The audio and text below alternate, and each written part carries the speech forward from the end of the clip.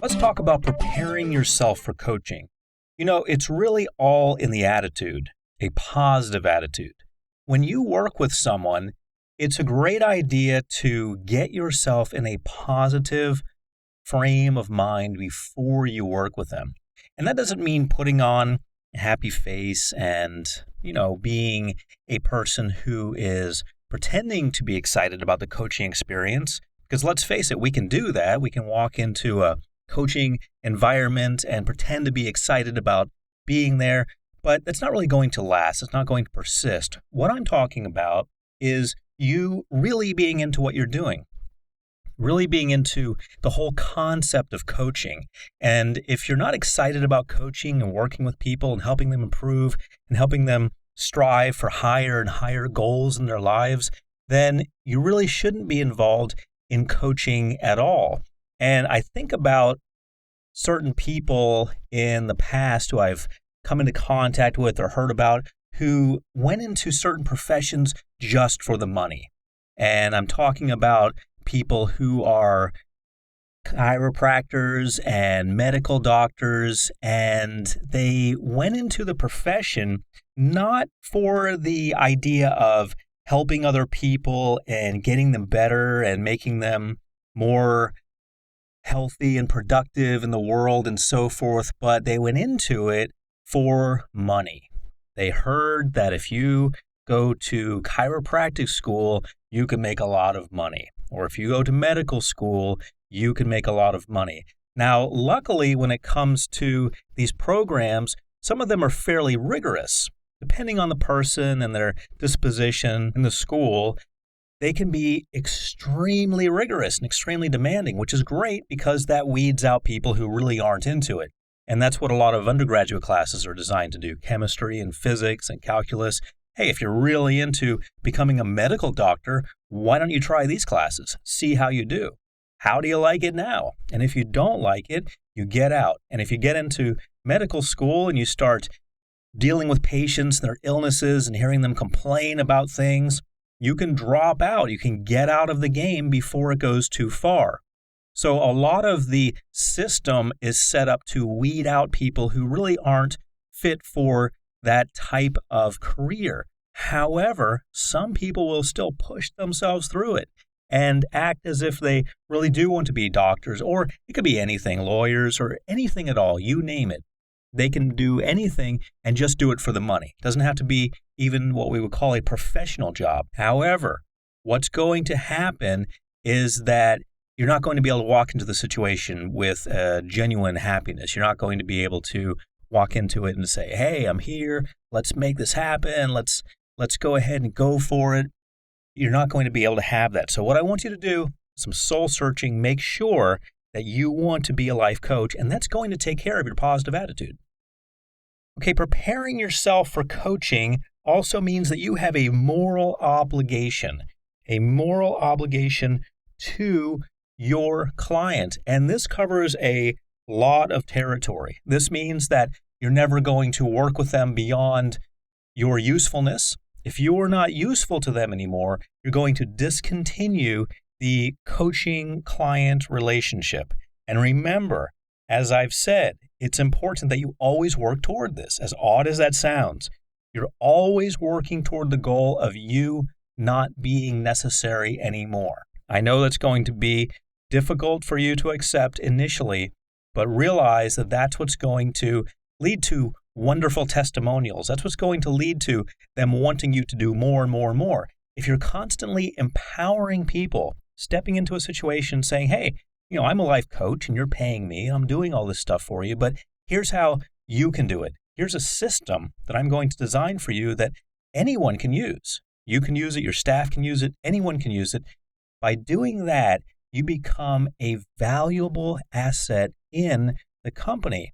And remember, you're still working toward ending your job. You're still working toward not being needed. But by doing that, you're going to give so much that you are going to be needed. You're going to be needed in something else. So let go of this idea of coming up with excuses for you to continue working and continue coaching them, and realize that all you have to do is give everything you've got, empower them, empower the team, and they will find other opportunities for you. That's part of your moral obligation. Another part of it is for you to really focus on giving honest help to them. Now, this means that if you are in an area which is unclear for you, let's say they suddenly ask you to handle the nutritional needs of their staff and make sure that everyone on the staff has their nutritional needs met. Well, you may not be a nutritionally oriented person. You may not know anything about nutrition, or maybe you know a little bit about it. If you're in over your head, always get someone else in on the team to handle things. But your moral obligation goes into many facets. My overall point here is be honest and always do what's best for the team.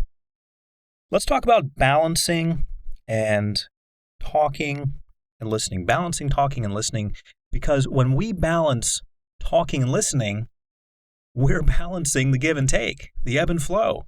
We're balancing everything. So many times, people in any situation can get really caught up in just talking. I was talking with a real estate agent recently in Southern California. He was showing me around La Jolla. Beautiful area. Wonderful homes. Tony Robbins' home was for sale, by the way, for about $15 million. All kinds of wonderful, beautiful homes. And the real estate agent kept on talking. He would talk about the real estate. He would talk about his personal life. He would talk about what's going on in his future. And the few times that I attempted to interject something and say something about myself, he got the subject right back to himself.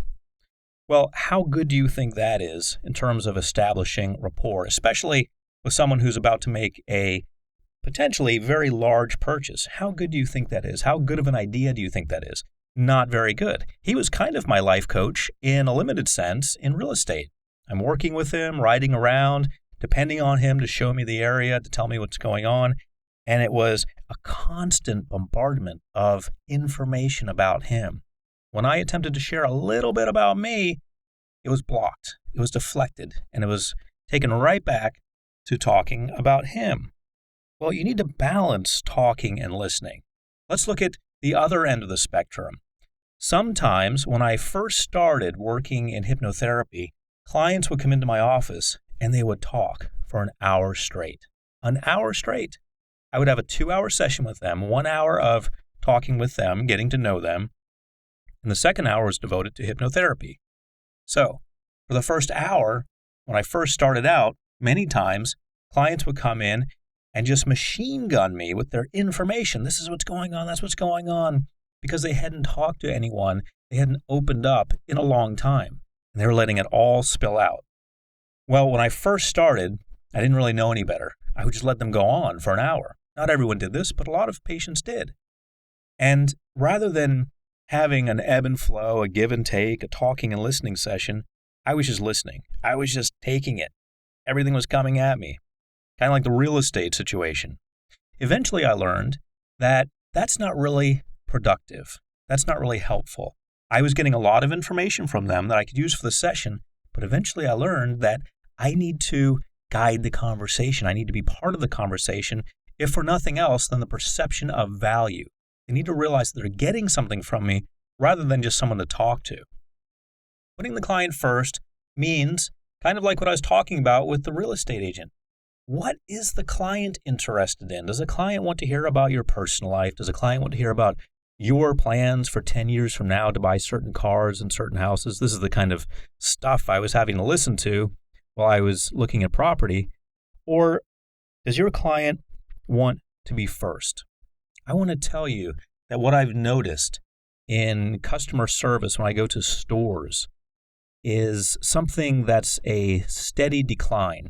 Now, this may be a sign of my age. I don't know. I think as people get to a certain age, they eventually start complaining about everything. But what I've noticed is that I see police officers who are on their cell phones. Now, I doubt that it's an official call because they have a little walkie-talkie that's usually up around their shoulder for that. I see them on their cell phones. I see people who are checking out people in aisles in department stores on cell phones. When I go to restaurants, I hear the staff talking about their shift. I'm on this shift. I'm on that shift. Oh, I'd like to get on that shift. When I go to other restaurants and there's a chef preparing something like a sushi restaurant, for example, I hear them talking to the staff in the back, telling them, we need this and we need that, and why are you late, and so forth and so on. This is extremely unprofessional, and I think it's a sign of the times. I think that people, in many cases, in those types of jobs, they're really not into dealing with the customer and making the experience all about the customer. When you deal with your client, that's your customer, and you need to make the experience all about the customer. It's all about them. You don't have a life. You don't have a personal life. You don't have any other life except with them unless they talk about it. Then your life comes alive. Then you can talk about your personal life, what's going on with you, your loved ones, your travel plans, etc. Then you have a life. But if they don't talk about that with you, you do not bring that into the conversation. It's all about them. Everything is about them. And the more of this you practice, the more they're going to perceive you as a professional. Now, you do need to balance this a little bit because they want to see you as a well-rounded human, of course, but you want to keep everything in your personal life personal unless they ask you about it. How was your weekend? What are you going to do in the future, etc.? You're not there to offer things about that because they're not interested in that. They're paying you for a service. They want it to be about them. So keep client first. I want to talk to you about how to develop relationships with your clients. First of all, you need to have boundaries clearly set for yourself and for your clients. Your clients, unless they invite you to do something, are not people who you go out drinking with, not people who you go to parties with, and so forth, unless they invite you. Now, realize as a life coach, you have a lot of freedom, whereas a licensed counselor or a medical doctor would have limitations. You don't. A licensed professional would have limitations which would say that you do not associate with them under any circumstances personally. You keep it all professional. This is to avoid anything that may lead to a relationship that might develop, which is a huge no-no. However, as a life coach, you don't have these limitations. You don't have these legal limitations unless somehow in your area they've written some law about it. In most cases, the term life coach isn't strictly regulated by a set of laws or a set of rules by an organization. This means that you have to regulate yourself. This means that you have to come up with boundaries, clearly set boundaries, set for yourself and for your clients. Now, if they invite you to go out with them and hang out with their friends and associates, I suggest that you do that. If you were a licensed psychologist, I would suggest that you never do that because that's a huge no-no. It could lead to all kinds of things that you don't want. However, as a life coach, you can do that. In fact, I encourage you to get into their social network a little bit because that's going to help you understand how to work with them more effectively. However, these are not people you should be dating. These are not people you should be forming a relationship with. These are not people you should be excessively drinking with because if they see you in a compromised position, it could lower the perception of your integrity. When that happens, your job can be in jeopardy. So you want to make sure that you have clearly set boundaries for yourself and your clients and that they understand that. You don't need to spell it out for them. You don't need to say, here are my rules. I will do this. I will not do that. I will do this. I will not do that. But you can teach them over time. As opportunities come up, you can accept certain opportunities and pass on others. Again, I suggest that you weave yourself into their social fabric somewhat because that is going to help you help them. Let's talk about living by example. You want to be an example to your clients. That's why you are there. You have an obligation to be an example. So when you develop a relationship with your clients, you want to set an example. Part of the example you set is by passing on certain opportunities and accepting other opportunities. However, another big part of it is just by living into what you are saying, practicing what you're preaching. If you are telling them that in order to grow their business, they need to devote a certain amount of hours per week to being on the phone, getting cold contacts, just calling a list of people they don't even know and talking to them, then you should be doing that too. You should be living by example. If your business is in a similar situation, now if you've already got it up and running and everything's fine, you've got more clients than you can handle, and that's wonderful. However, if you feel that you should be doing the same thing because you're at a similar level, then by all means do it. Because what's going to happen? Eventually the finger is going to be pointed at you. They're going to say, well, how many hours a week do you spend on the phone? And if you say, well, I don't do that because I'm busy coaching you, they're going to say, well, is that some kind of an excuse? Because you've told me that excuses aren't acceptable, and it sounds like an excuse. Then they're going to start coaching you. So you see what I mean? Don't ever get into the position where you are that vulnerable, where you are under the microscope, where they're suddenly looking at you and saying, wait a minute, he or she doesn't do any of this stuff. They don't do any of this life coaching stuff that are preaching to me all the time.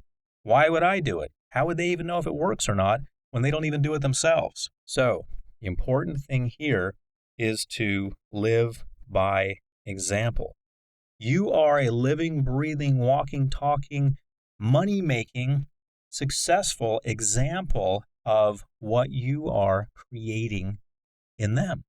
So they should be able to look at you, and maybe you're not even as successful as them. That doesn't matter. But they should be able to look at you and see, wait a minute, this works. In their lives, this works. It's creating for them this coaching business that's ongoing and popular and wonderful. What they have, the knowledge they have, the technology they have, works. If I would only apply it in my life, in my business. That's what they should say to themselves internally when they look at your life. So live by example. Let's talk about making sure your clients know where you stand. Now, I've already talked about this a little bit in terms of social interaction. Make sure that they know where you stand, but make sure they know where you stand on a number of things. It's always important to get your biases out on the table. Are you a Republican? Are you a Democrat? Do you believe in what they're doing? Do you believe differently, but you're willing to help them because you believe in basic strategies and that's what you share in common? Let them know where you stand, because this is all part of honesty and developing rapport. If you are a Republican working with a Democrat, it really doesn't matter as long as you have a common ground, as long as you are someone who is able to come in there and help them with what they need help with. It really doesn't matter. So let them know where you stand on all sorts of things. Now, I don't suggest that you bombard them with this information. In other words, right when you walk in, I don't want you to say, yes, I'm a Republican, and I believe in this, and this, and this, and this. You don't need to give them a list. But as they ask your opinion, as they want to get to know you, remember, you're only sharing information with them as it's asked for. They don't care about your life or what's going on with you unless they ask. So always understand that. It's not a negative thing. It's just the fact that they've hired you to do a job. I don't want to hear the waiters in a restaurant talk about their shift. I don't want to hear the sushi chef talk about why someone was late. I don't want to hear any of that. I shouldn't hear any of that. They shouldn't hear any of that from you either unless they ask. If they ask, they have a genuine interest. Sometimes when I'm at a sushi place, I'll ask them certain things about their lives, what's going on. I've asked. I want information. I want them to share. I want to get to know them a little better. That's an opening for them. However, unless the customer gives you an opening, you don't share. But when you do, you make sure they understand exactly where you stand. Where do you stand on certain issues? So letting them know where you stand has to do with having your boundaries, let them know where you stand there, and being clear when asked about what your beliefs really are. You may think that your beliefs are contrary to what that company is standing for, so you're not going to be effective. But you couldn't be further from the truth. As long as you can meet on a common business ground, you'll be fine. For example, you may be working with an animal rights company, and you may not really even care about animals. Doesn't matter. As long as you understand the fundamentals, which is that this is a company. They want to be more successful. They want to reach more people. As long as you understand that and you can work within that framework, your individual stand doesn't really matter. So make sure that you're open and honest. Let them know where you stand at all times and all things, as long as it pertains to what's going on and as long as that is asked for.